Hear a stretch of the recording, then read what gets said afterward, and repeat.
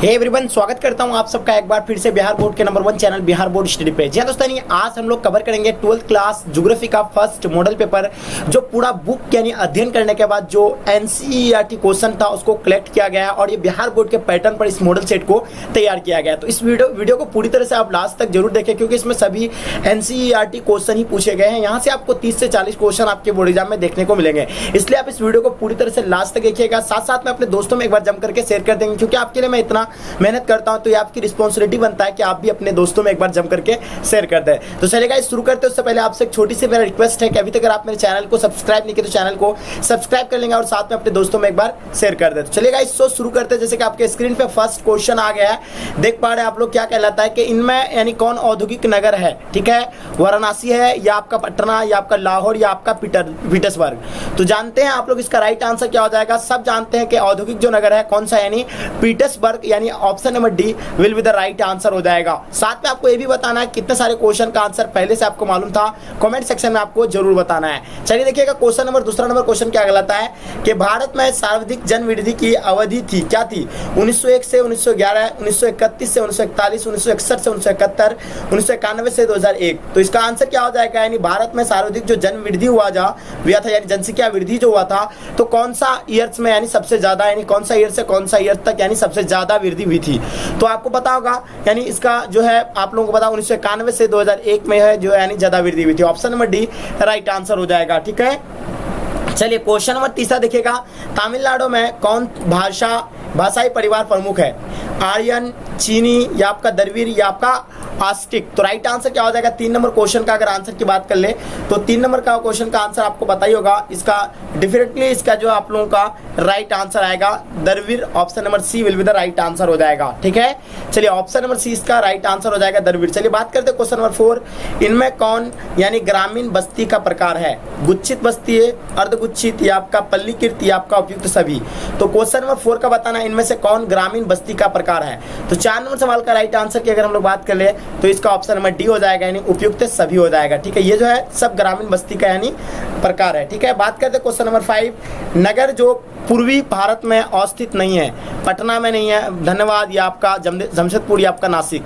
नगर जो पूर्वी भारत में अवस्थित नहीं है, यानी पटना स्थित नहीं है, धनबाद नहीं है, जमशेदपुर नहीं है, नासिक नहीं है। तो 5 का आंसर क्या हो जाएगा? डी जो है option number D right answer हो जाएगा, नासिक। ठीक है, जो नगर जो पूर्वी भारत में अवस्थित नहीं है, यानी नासिक जो है पूर्वी भारत में स्थित नहीं है, पटना है, उसके जमशेदपुर में भी है और धन्यवाद भी है।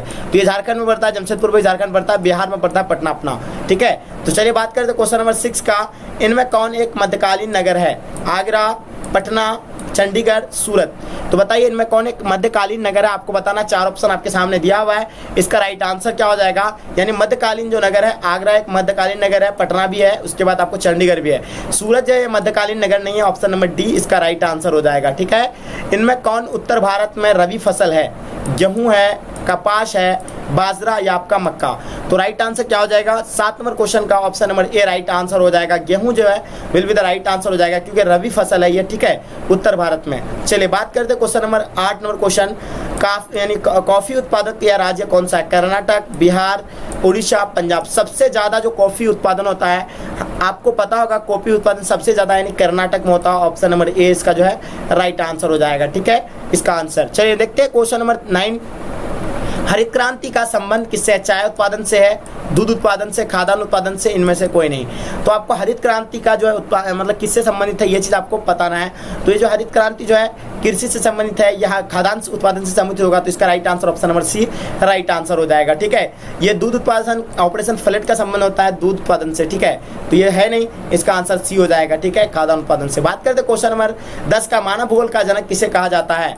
स्ट्रैबो को कहा जाता है, मतलब टॉलमी को कहा जाता है, हैकल को कहा जाता है, रेडजेल को कहा जाता है। बहुत बार आपको मानव भूगोल के जनक यानी अलग अलग वैज्ञानिक ने अलग अलग मत दिया है भूगोल के बारे में, यानी मानव भूगोल के बारे में। तो उसी तरह एक और इसमें जो दिया है रेडजेल जी दिया है, एक क्या है मानव भूगोल का यानी जनक, इसको भी कहा जाता है रेडजेल को। ठीक है, option number D right answer हो जाएगा 10 नंबर सवाल का। ठीक है, चलिए क्वेश्चन नंबर देखिएगा 11 नंबर क्वेश्चन, निम्नलिखित में से कौन एक मानव भूगोल से संबंधित नहीं है?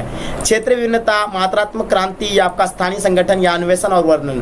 तो 11 नंबर सवाल का आंसर क्या हो जाएगा? ऑप्शन नंबर बी आपका राइट आंसर हो जाएगा। ठीक है, मात्रात्मक क्रांति, option number B will be the right answer हो जाएगा। बात करते हैं क्वेश्चन नंबर 12, निम्नलिखित में से किस देश की जनसंख्या बढ़ने के बदले घटती जा रही है? यानी किस देश में जनसंख्या सब बढ़ना चाहिए हालांकि घट रहा है। जैसे अपना देश में बहुत ज़्यादा ही जनसंख्या बढ़ रहा है, तो इसका आप लोगों को बताओ एक ऐसा देश है जहां जनसंख्या बढ़ने के बजाय घट रहा है। तो ये जो है 12 नंबर क्वेश्चन का आंसर आपको बताना है। तो इसका आंसर जो हो जाएगा मतलब लाटविया जो है, लाटविया में जनसंख्या बहुत ही कम हो रही है। ठीक है, क्योंकि वहाँ जो है बहुत उतना सेफ नहीं है। ठीक है, चलिए तो आप बात करते हैं जनांकीय संक्रमण सिद्धांत किससे दिया, मतलब किसने दिया था? जनांकीय संक्रमण सिद्धांत किसने दिया था? मार्शल ने दिया था, अमर्त्य सेन ने दिया था, न्वेस्टी ने दिया था या इनमें से कोई ने दिया था? तो 30 नंबर सवाल का राइट आंसर आपको बताना है। ऑप्शन नंबर सी इसका राइट आंसर हो जाएगा, न्वेस्टी। Option number C will be the right answer हो जाएगा। निम्नलिखित में से किस क्षेत्र में ग्रामीण जनसंख्या प्रतिशत सबसे कम है? तो ग्रामीण जनसंख्या का अगर प्रतिशत सबसे कम अगर माना जाए तो आपको पता होगा इसका राइट आंसर, यानी उत्तरी अमेरिका में जो है सबसे यानी कम जो है, क्योंकि यहाँ विकसित देश है, ये अमेरिका जो है विकसित देश है और यहाँ ग्रामीण जनसंख्या बहुत ही कम पाया जाता है, सब नगर में रहने वाले रहते हैं, बहुत ही कम पाया जाता है। तो वो उत्तरी America, option number B right answer हो जाएगा। आपको पता है अमेरिका एक विकसित देश है। चलिए निम्नलिखित में से कौन सा विकास का सर्वोत्तम वर्णन करता है? आकार में वृद्धि, गुण धनात्मक परिवर्तन, आकार में स्थिरता, गुण में साधारण परिवर्तन। तो बताइए 15 नंबर क्वेश्चन का आंसर क्या हो जाएगा? बिल्कुल आज का आंसर जो जाएगा option number B right answer हो जाएगा, गुण धनात्मक परिवर्तन। ठीक है, क्वेश्चन नंबर 16 देखिए, निम्न कृषि के प्रकारों में से कौन सा प्रकार कर्तन दहन कृषि का प्रकार है? मतलब विस्तृत जीवन निर्वहन कृषि, आदिकालीन निर्वहन कृषि या आपका विस्तृत वाणिज्य अनाज कृषि या आपका मिश्रित कृषि हो जाएगा। तो 16 नंबर क्वेश्चन का आंसर क्या हो जाएगा? Option number B right answer हो जाएगा, आदिकालीन निर्वाहक कृषि। ठीक है, चलिए बात करते हैं 17 नंबर क्वेश्चन, निम्नलिखित में से क्रियाकलाप में कौन सा एक द्वितीय सेक्टर के सेट नहीं है? यानी जो इन चारों क्रियाकलापों में से द्वितीय सेक्टर के क्रियाकलाप नहीं है। क्या इस्पात प्रगलन ये द्वितीय सेक्टर का है? वस्त्र निर्माण ये द्वितीय सेक्टर का है? या मछली पकड़ना ये द्वितीय का है? टोकरी बुनना ये क्या है? तो आपको बता दें टोकरी बुनना ये प्रथम क्रियाकलाप में आता है, मछली पकड़ना ये भी आपका प्रथम क्रियाकलाप में आता है। ठीक है, उसके बाद निम्नलिखित में से क्रियाकलापों में कौन सा एक द्वितीय सेक्टर नहीं है, यानी द्वितीय सेक्टर के नहीं है? तो देखिए टोकरी बुनना ये द्वितीय सेक्टर का है, सॉरी ये टोकरी बुनना ये द्वितीय सेक्टर का है, वस्त्र निर्माण ये भी आपका द्वितीय सेक्टर का है, इस्पात प्रगलन ये भी आपका द्वितीय सेक्टर का है। लेकिन मछली पकड़ना ये जो आपका हो जाएगा तो किससे हो जाएगा? प्रथम क्रियाकलाप से हो जाएगा। आप लोगों को पता होगा, तो इसका right answer definitely option number C right answer हो जाएगा, क्योंकि मछली पकड़ना जो है ये प्रथम क्रियाकलाप से संबंधित है। ठीक है, चलिए विश्व का सबसे बड़ा तृतीय क्रियाकलाप कौन सा है? सब जानते हैं कि तृतीय कलाप यानी सेवा प्रदान करता है। तृतीय कलाप क्या प्रदान करता है? सेवा प्रदान करता है। तो इसका राइट आंसर क्या हो जाएगा? खनन हो जाएगा, या आपका पर्यटन होगा, या आपका गायन होगा, या शिक्षण होगा। तो सबसे बड़ा अगर तृतीय क्रियाकलाप अगर है अगर मतलब विश्व का, तो सब जानते हैं कि शिक्षा जो है सबसे बड़ा यानी क्रियाकलाप है। Option number D right answer हो जाएगा। ठीक है, महामार्गों का निर्माण सबसे पहले किस देश में हुआ था? अमेरिका में हुआ था, ब्रिटेन में हुआ था, फ्रांस या आपका जर्मनी? तो महामार्गों का निर्माण जो सबसे पहले यानी किस देश में हुआ था इसके बारे में आपको बताना है। 19 नंबर सवाल का राइट आंसर बिल्कुल सब जानते हैं कि जर्मनी में सबसे पहले हुआ था। Option number D right answer हो जाएगा। संदेशों का आदान प्रदान कहलाता है क्या? दूरसंचार कहलाता है, वक्त कहलाता है, परिवहन कहलाता है, संचार कहलाता है? संदेशों का आदान प्रदान क्या कहलाता है? बिल्कुल डेफिनेटली आप लोग का आंसर मालूम होना चाहिए, डी जो इसका राइट आंसर हो जाएगा, संचार। Option number D will be the right answer हो जाएगा। ठीक है, चलिए बात करते हैं क्वेश्चन नंबर आपका 21 का। बाहरी देश से कोई सामान मंगाया जाता है तो उसे क्या कहते हैं? जो बाहर देश से अगर मंगाया जाता है उसे क्या कहते हैं? व्यापार कहते हैं, निर्यात कहते हैं, आयात कहते हैं, बाह्य व्यापार कहते हैं। ये क्वेश्चन बहुत ही समझने वाली है और अक्सर बच्चे गलती कर देते हैं ऐसे क्वेश्चन में।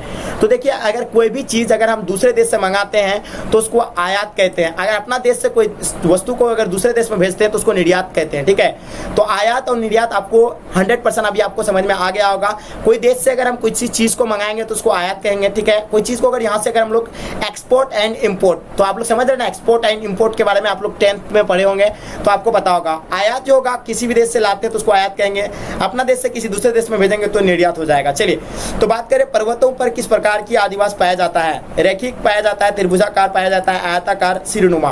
तो 22 नंबर क्वेश्चन का आंसर बताना है। बिल्कुल डी जो है इसका राइट आंसर हो जाएगा, क्योंकि सिरनुमा पाया जाते हैं। क्या इसमें यानी पर्वतों में जो है सिरनुमा मतलब पाया जाता, आदिवास पाया जाता है।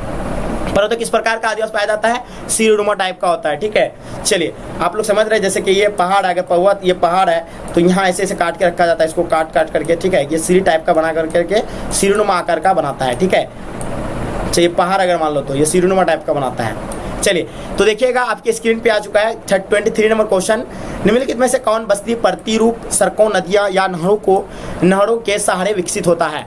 यानी कौन सा ये जो यानी बस्ती जो है सड़कों और नदियों और नहरों के सहारे जो है विकसित होता है? गोलाकार होता है, रेखिक का मतलब रेखिक होता है, या आपका क्रॉस आकृति होता है, या वर्गाकार होता है? तो 23 का बताना, इसका आंसर क्या हो जाएगा? डेफिनेटली इसका आंसर जो हो जाएगा ऑप्शन नंबर बी हो जाएगा, रैखिक। Option number B will be the right answer हो जाएगा। निम्नलिखित में से कौन एक इथोपिया की राजधानी है? कैनबेरा इथोपिया की राजधानी है, लुसाका या आपका आदिस अबाबा या आपका नैरोबी?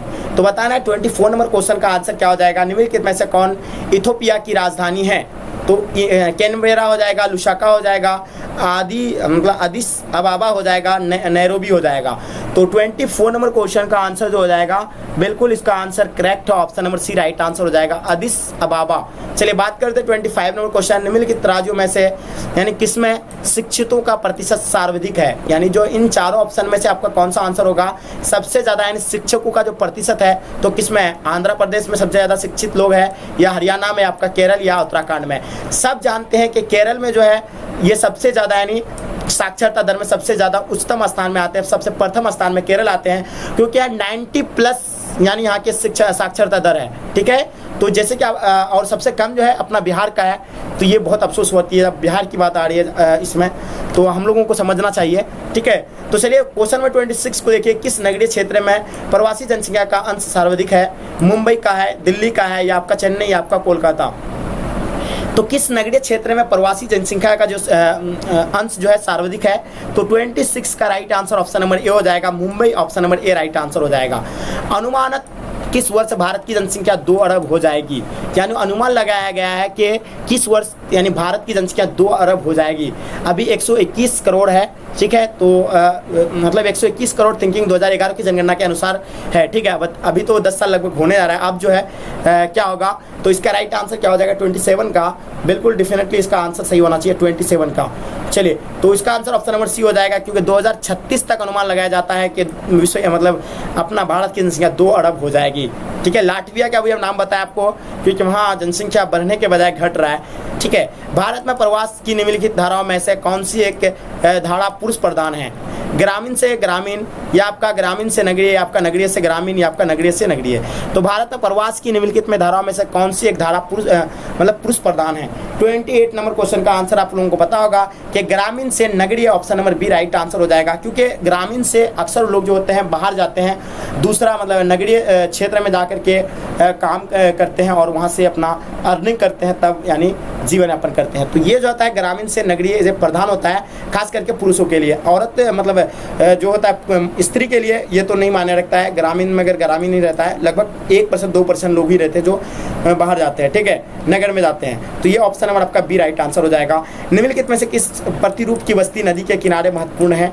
वृत्ताकार, वर्गाकार, रेखीय, आपका चौकपट्टी? तो जानते हैं कि प्रतिरूपी की बस्ती नदी के किनारे यानी महत्वपूर्ण जो होता है कौन सा होता है? तो इसका आंसर आपको बताना है। बिल्कुल ये सब जानते हैं कि रेखीय में जो होता है ये क्या है? Option number C right answer हो जाएगा कि महत्वपूर्ण होता है। ठीक है, बात करते हैं question number 30 number question. Telangana राज्य की राजधानी कहाँ है? विजयवाड़ा, हैदराबाद, विशाखापत्तनम, इनमें से कोई नहीं। तो तेलंगाना राज्य की राजधानी जो है कहाँ है ये आपको बताना है। तेलंगाना का राजधानी कहाँ पड़ता है? सबको पता है, हैदराबाद पड़ता है। आंध्र प्रदेश का भी हैदराबाद ही पड़ता है। ये चीज़ आपको आना चाहिए। Option number B right answer हो जाएगा। कौन राज्य चीन की मतलब आपको बता दें, एक क्वेश्चन आपको राज्य राजधानी से पूछता है, इसलिए आप लोग एक पूरा 28 राज्य का नाम आपको याद रखना, राज्य और राजधानी का नाम। ठीक है, बात करते हैं कौन राज्य चीन के सीमा पर स्थित है? असम है, गुजरात, या आपका नागालैंड, या अरुणाचल प्रदेश? तो जानते हैं कि चीन के सीमा पर यानी जो है कौन सा देश है? यानी अरुणाचल प्रदेश है, जहाँ मैकमोहन रेखा पाया जाता है। मैकमोहन रेखा, ठीक है, मैकमोहन रेखा के बारे में आप लोगों को बहुत बार बता चुके हैं। मैकमोहन रेखा, ठीक है, तो ये मैकमोहन रेखा जो है कहाँ पे? अरुणाचल प्रदेश में है। ठीक है, चलिए, तो इसका आंसर क्या हो जाएगा? ऑप्शन नंबर आपका डी राइट आंसर हो जाएगा। चलिए बात करते हैं क्वेश्चन नंबर आपका, हरित क्रांति का संबंध है खाद्यान्न उत्पादन से या आपका दूध उत्पादन से, आपका दाल उत्पादन से, आपका इनमें से कोई नहीं। तो आपको हम बताएं अभी हरित क्रांति का संबंध किससे बताया था, खाद्यान्न उत्पादन से। Option number A right answer हो जाएगा। निम्नलिखित में से कौन एक सबसे छोटी है, नर्मदा बेसिन है, गोदावरी बेसिन या आपका महा बेसिन या तापी बेसिन। तो सबसे जो छोटी है तो कौन सा, 33 का आंसर क्या हो जाएगा, बिल्कुल answer option number C right answer हो जाएगा, महा basin option number C right answer हो जाएगा। निम्नलिखित नदियों में कौन पूर्व की ओर प्रवाहित नहीं होती है, यानी जो पूर्व की ओर प्रभावित नहीं होती है, जो सीधा यानी जैसे कि कोई भी नदी होता है तो मतलब कहता है कि पूर्व की ओर और प्रवाहित नहीं होती है, कौन सा नदी है, मतलब बैतरानी, आपका सोंडरेखा या कृष्ण या आपका तापी। तो पूर्व की ओर जो नहीं होती है तो कौन सा है, ये चीज़ आपको मालूम है, पहले ही आपको पता होगा क्योंकि मैं एक्चुअली बताया था आपको क्लास में एक बार। तापी जो ये नदी है ये पूर्व की ओर नहीं बहती है, ठीक है। निम्नलिखित में राज्यों में से किसमें नरोड़ा नाभिक ऊर्जा केंद्र अवस्थित है, उत्तर प्रदेश, महाराष्ट्र, गुजरात, कर्नाटका। तो जानते हैं कि नरोड़ा का नाभिक ऊर्जा केंद्रित अवस्थित जो है कहाँ पे है, ये 35 का आंसर आप लोग फटाफट कमेंट सेक्शन में बताइए। चलिए इसका आंसर जो होगा option number A right answer हो जाएगा, उत्तर प्रदेश में है, ठीक है, ऑप्शन नंबर ए। चलिए निम्नलिखित में से किस स्थान पर प्रथम परमाणु ऊर्जा स्टेशन स्थापित किया गया था, कलापक्कम या आपका नरोड़ा, तरापुर या आपका राणा प्रताप सागर। तो इसका आंसर जो हो जाएगा 36 का बिल्कुल definitely option number C right answer हो जाएगा, तरापुर option number C right answer हो जाएगा। निम्नलिखित में से कौन परियोजना बाढ़ नियंत्रण के उद्देश्य से प्रारंभ हुई है, चंबल, कोशी, हीराकुंड या आपका भखरा। तो बताना 37 का आंसर क्या हो जाएगा। 37 नंबर क्वेश्चन का अगर आंसर की बात कर ले तो इसका आंसर जो होगा option number B right answer हो जाएगा, ठीक है, कोसी। चलिए बात करते हैं क्वेश्चन नंबर 38, मध्य पूर्व रेलवे का मुख्यालय कहाँ है, कोलकाता है, इलाहाबाद है, गुवाहाटी है, आपका हाजीपुर है। तो 38 नंबर क्वेश्चन का आंसर बताना है, बिल्कुल option number D right answer हो जाएगा, Hajipur option number D will be the right answer हो जाएगा, ठीक है, 38 का। बात करते हैं क्वेश्चन नंबर आपका 39, प्राद्वीप बंदरगाह किस राज्य में है, तमिलनाडु में है, उड़ीसा में है, केरल में है, गुजरात में है। तो प्राद्वीप जो बंदरगाह है जो किस राज्य में है ये चीज़ आपको बताना है। इसका आंसर जो हो जाएगा आपका बिल्कुल ऑप्शन नंबर बी इसका राइट आंसर हो जाएगा, क्योंकि उड़ीसा में जो है ये बंदरगाह है, ठीक है। ये कौन से राज्य में है, यानी उड़ीसा में। बात करते हैं क्वेश्चन नंबर 40 नंबर क्वेश्चन का, सुंदरवन किस राज्य में स्थित है, गोवा में स्थित है, पश्चिम बंगाल या आपका पंजाब या केरल। तो सब जानते हैं जो सुंदरवन जो है ये कहाँ है, पश्चिम बंगाल में, option number B right answer हो जाएगा। सबसे बड़ा डेल्टा है जो है पश्चिम बंगाल में, ठीक है। चलिए निम्न व्यापार समूह में से भारत के किस एक सह सदस्य है, साफ्टा का है, आसियान का है या आपका OECD का है या आपका ओपिक का है। तो बताइए इसका आंसर क्या हो जाएगा। 41 नंबर क्वेश्चन का आंसर क्या होगा, काफी मोस्ट इंपोर्टेंट क्वेश्चन है। तो इसका राइट आंसर डेफिनेटली जो हो जाएगा साफ्टा जो होगा इसका आंसर हो जाएगा, क्योंकि व्यापार समूह में भारत एक सदस्य है, इसका साफ्टा का सदस्य है भारत, ठीक है। चलिए केंद्र सरकार द्वारा चलाई गई हरियाली प्रोजेक्ट संबंधित है किससे, वायु संरक्षण से, जल संरक्षण से, दोनों से या इनमें से कोई नहीं। तो 42 नंबर क्वेश्चन का आंसर बताना है। तो इसका आंसर जो हो जाएगा हरियाली प्रोजेक्ट का संबंध किससे है, तो इसका आंसर जो हो जाएगा 42 का option number A right answer हो जाएगा, वायु संरक्षण से, option number A will be the right answer हो जाएगा। तो डियर स्टूडेंट आप लोग जानते हैं जैसे कि 100 ऑब्जेक्टिव पूछे जाते हैं जिसमें से आपको 50 का ही जवाब देना रहता है। तो आपका 35 यानी 70 ऑब्जेक्टिव पूछे जाएंगे जिसमें से आपको 35 का ही जवाब देना है। तो यहाँ हम 40 आज यानी कवर अप किए हैं। तो डियर स्टूडेंट अगर आपको बिल्कुल पसंद आया तो एक लाइक करके अपने दोस्तों में एक बार जम करके शेयर कर देंगे। डेफिनेटली आपको ये वीडियो पसंद आया होगा। अगर पसंद आया तो आप नेक्स्ट के लिए जरूर कमेंट करेंगे कि नेक्स्ट मॉडल सेट आपको चाहिए, तो जल्दी फटाफट आप लोग कमेंट करेंगे। साथ साथ में आप लोग से रिक्वेस्ट है कि अभी तक अगर आप मेरे चैनल को सब्सक्राइब नहीं किए तो चैनल को सब्सक्राइब कर लेंगे और अपने दोस्तों में जम करके शेयर कर दें। बस यही एक आपसे रिक्वेस्ट है, क्योंकि मैं आपके लिए इतना मेहनत करता हूं तो आप मेरे लिए इतना जरूर कर सकते हैं। तो चलिए गाइस यहीं तक आज का वीडियो का एंड करते हैं। जब तक के लिए जय हिंद, जय भारत।